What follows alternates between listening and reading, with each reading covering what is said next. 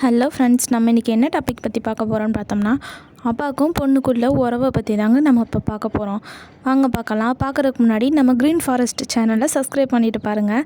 Subscribe பண்ணாட்டியும் பரவாயில்ல, என்ன இருக்குன்னாச்சும் சும்மா ஓப்பன் பண்ணி பாருங்கள் போதும். அதாவது நம்ம இன்றைக்கி அப்பா பொண்ணு பற்றி ஸ்டோரியை தாங்க பார்க்க போகிறோம். அதாவது ஸ்டோரின்றதை விட ரியல் லைஃப்பில் ரியாலிட்டியில் எல்லா இடத்துலையும் நடக்கிறது தாங்க ஃப்ரெண்ட்ஸ். என்ன அப்பா அவங்க வந்து நம்ம மேலே உயிரே வச்சுருந்தாலும், இவ தான் என் பொண்ணு அப்படின்ட்டு நம்ம எந்த ஒரு எதிர்பார்ப்பும் இல்லாமல் படிக்க வச்சு எடுக்க வச்சு நமக்கு தேவையான எல்லா வசதிகளையும் செஞ்சு கொடுத்து எடுத்துட்டாலும், சில சமயங்களில் அப்பா மேலே பொண்ணுங்க ரொம்ப பாசமாக இருப்பாங்க. திடீர்னு ஏதாவது ஹர்ட் ஆகிற மாதிரி ஒரு சில விஷயங்கள் நம்மளை பற்றி பேசும்போது ரொம்ப கஷ்டமாக இருக்கும். ஒரு சிலர் வந்து சண்டை போட்டுருவாங்க அப்பா கூட. ஒரு சில பொண்ணுங்க வந்து சண்டை போட மாட்டாங்க.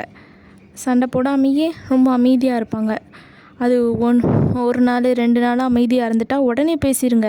அதுக்காக ஒரு வாரம் 2 வாரம் மாத கணக்குலேயோ வருஷ கணக்குலேயோ பேசாமல் இருந்தால் ரொம்ப கஷ்டமாயிருங்க. சின்ன சின்ன பிரிவு கூட பெரிய பிரிவாக்கிரும். அதனால் யார் கூட நீங்கள் இனிமேல் பேசாமல் இருந்தாலும் ஒரு ஒரு ஒரு நாளே ரொம்ப ஓவர் தாங்க. 1 நாள் 2 நாளில் பேச பாருங்கள் ஃப்ரெண்ட்ஸ்.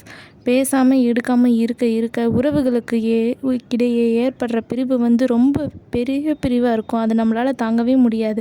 அதுக்கப்புறம் அந்த உறவு நமக்கு வேணும்னு சொல்லிட்டு நம்ம என்ன தான் அவங்களோட சேரணும்னு சொல்லிட்டு என்னென்ன விஷயங்கள் நம்ம பண்ணாலும் அந்த விஷயங்களுக்கு மதிப்பே இல்லாமல் போயிடும். ஆனால் ஒரு தடவை கிடைச்ச விஷயம் வந்து நமக்கு திரும்ப திரும்ப கிடைக்கும்னு நம்ம நினைக்கிறது நம்மளோட முட்டாள்தனம் தாங்க. அதனால் ஒரு தடவை நமக்கு கிடைக்கிறப்பயே அதை வந்து நம்ம மிஸ்யூஸ் பண்ணாமல் யூஸ் பண்ணிக்கணும் ஃப்ரெண்ட்ஸ். எப்போதுமே வந்து